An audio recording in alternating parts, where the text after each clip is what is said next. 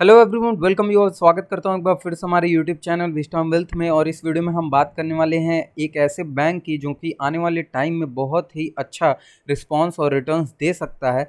तो सारे विषयों में बात करेंगे इस वीडियो के माध्यम से, इस बैंक के फंडामेंटल्स की, टेक्निकल्स की, इसके रिटर्न्स की, और क्या आने वाले टाइम में रिटर्न्स दे सकता है। तो सारे विषयों में ही बात करेंगे, लेकिन उससे पहले एक छोटी सी रिक्वेस्ट है कि अगर आपने अभी तक चैनल को सब्सक्राइब नहीं किया तो प्लीज़ सब्सक्राइब कर लीजिए, बेल नोटिफिकेशन ऑन कर लीजिए, जिससे कि सारे लेटेस्ट अपडेट आपको मिलती रहे। तो सबसे पहले यहाँ पे फंडामेंटल्स की मैं आपको कॉपी यहाँ पे शेयर कर रहा हूँ और आपको दिखाऊंगा। यहाँ पे 2,33,366 करोड़ का यहाँ पर आपको देखने को मिलेगा इस बैंक का मार्केट कैप। और करंट प्राइस की बात करें तो 360.35 का यहाँ करंट प्राइस है।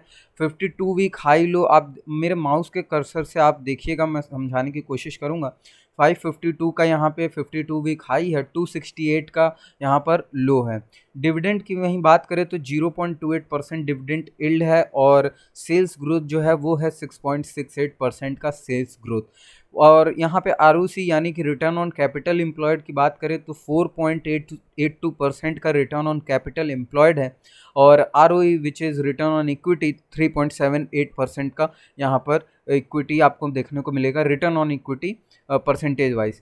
फेस वैल्यू जो है इस कंपनी की जो है 2 रुपये की फेस वैल्यू है। और ये जो बैंक है आपको, मुझे जहाँ तक लगता है कि लॉन्ग टर्म में एक अच्छे डिसेंट लेवल्स पे अगर हम बाय करते हैं तो आने वाले टाइम में बहुत ही अच्छे रिटर्न्स दे सकता है।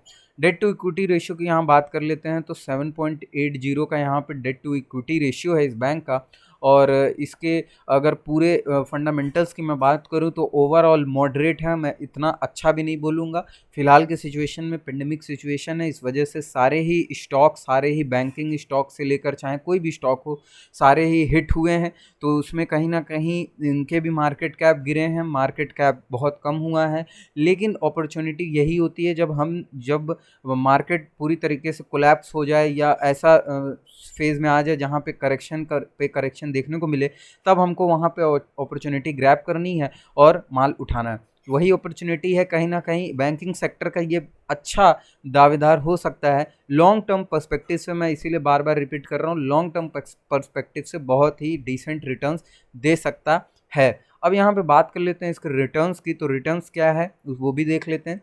रिटर्न्स देखिएगा, वन डे पे है आपका -2.70%, हाई जो है 368 का है, लो है 359 का, और रिटर्न्स है -2.70% का। वहीं वन वीक पे अगर हम बात करें तो 379 का हाई है, लो है 359 का, रिटर्न्स जो है 0.30% नेगेटिव में। वन मंथ की अगर बात करें तो यहाँ पे 380 का हाई है, लो है आपका 324.10 का, रिटर्न जो है वो है 1.95% का रिटर्न।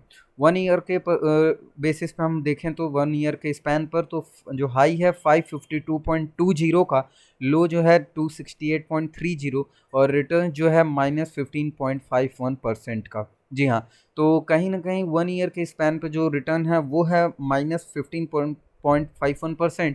हाल फिलहाल की जो ये गिरावट है, आप देखने को लग रहा होगा आपसे, ये जो पेंडेमिक सिचुएशन की गिरावट है, इसी में कहीं ना कहीं पूरे कोई भी सेक्टर हो, मैं जैसा कि पहले भी बोला कि सारे ही सेक्टर हिट हुए हैं, सारे ही सेक्टर के स्टॉक्स हिट हुए हैं, तो किसी स्पेसिफिकली हम नहीं बोल सकते। लेकिन टाइम यही होता है जब हम ऐसे अपॉर्चुनिटी को ग्रैब करें, इतने बड़े मार्केट के फॉल को ग्रैब करें और आने वाले टाइम में एक लॉन्ग टर्म के लिए बैठ जाएं किसी भी स्टॉक को लेकर जिसके फंडामेंटल्स में दम हो और आने वाले टाइम में बहुत ही रिस्पॉन्स और रिटर्न्स अच्छे दे सकें। 5 ईयर के स्पैन पे अगर हम बात करें तो यहाँ पर रिटर्न्स देखिएगा, पहले हाई देख लीजिए कितना है, हाई है 552 का और लो है यहाँ पर 164 का, और रिटर्न्स जो है वो है 25.27% का रिटर्न। मैक्स टू मैक्स के स्पैन पे बात करें यानी कि ओरिजिन और जहाँ से लिस्टिंग हुई वहाँ से कितना रिटर्न दिया है, तो केवल रिटर्न देखिएगा 2885.14% का रिटर्न मिला है जब से लिस्टिंग हुई है। तो अपने आप में शानदार रिटर्न्स हैं, ठीक ठाक रिटर्न्स हैं, मैं ये नहीं बोलूँगा कि रिटर्न्स ख़राब हैं। फंडामेंटल्स भी ठीक हैं और मॉडरेट हैं, मैं उतना सबको हाई भी नहीं बोल रहा कि बहुत ही अच्छी है, रिलायंस जैसी है, ऐसा कुछ नहीं है।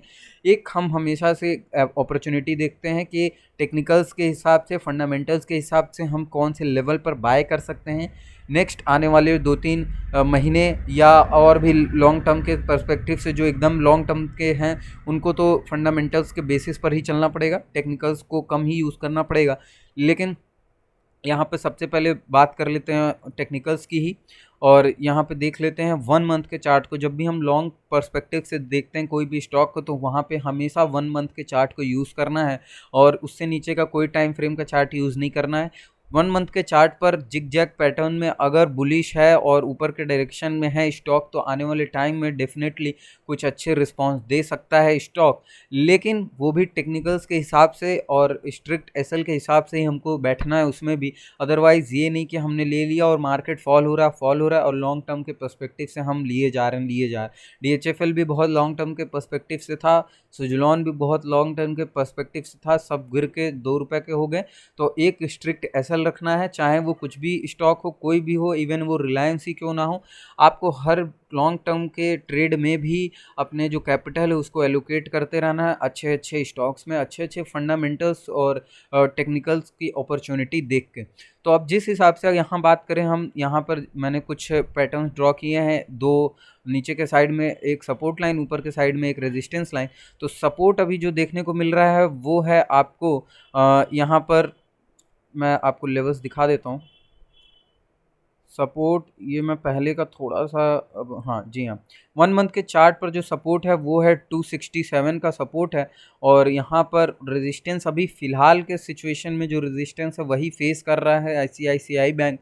और जी हाँ, ये बैंक जो है वो आईसीआईसीआई बैंक है, और आपने तो देख ही लिया होगा टेक्निकल्स में, यहाँ पे मैंने जैसे ही ओपन किया था तो ये आईसीआईसीआई बैंक है, इसी बैंक की मैं बात कर रहा था, और आने वाले टाइम में एक अच्छे रिस्पांस दे सकता है।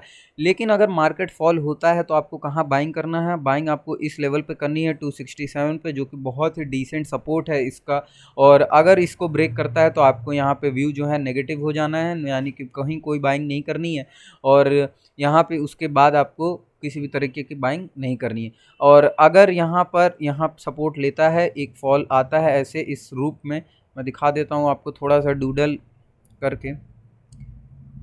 यहाँ पे अगर ये फॉल देखने को मिलता है यहाँ पे आके, तो इस लेवल पर हमको थोड़ी सी क्वांटिटी बाय करनी है, और यहाँ पे अगर किसी भी तरीके का रिवर्सल हमको शो करता है तब हमको वहाँ पे पिरामिडिंग करनी है अपने कैपिटल के साथ शेयर्स में, और उसके बाद हमको ऊपर के लेवल्स के लिए टारगेट रखना है।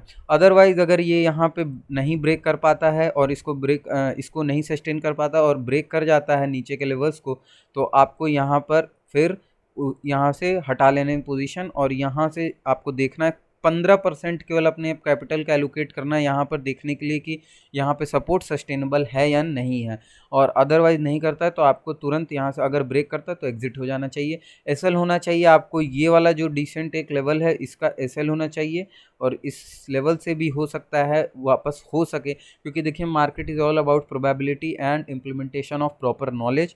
इसीलिए मैं हमेशा से बोलता हूँ कि हमको हर तरफ से सोचना होगा। तो ये लेवल को अगर सस्टेन करता है तो आपको तुरंत बाय करना है, और यहाँ पर पिरामिडिंग करती चली जानी है अगर ऊपर के लेवल्स पर हमको देखने को मिलता है। तो इस वीडियो में बस इतना ही। वीडियो अच्छी लगे तो लाइक करिएगा, सब्सक्राइब करिएगा चैनल को, बेल नोटिफिकेशन ऑन कर लीजिएगा, जिससे कि सारे लेटेस्ट अपडेट आपको मिलती रहें।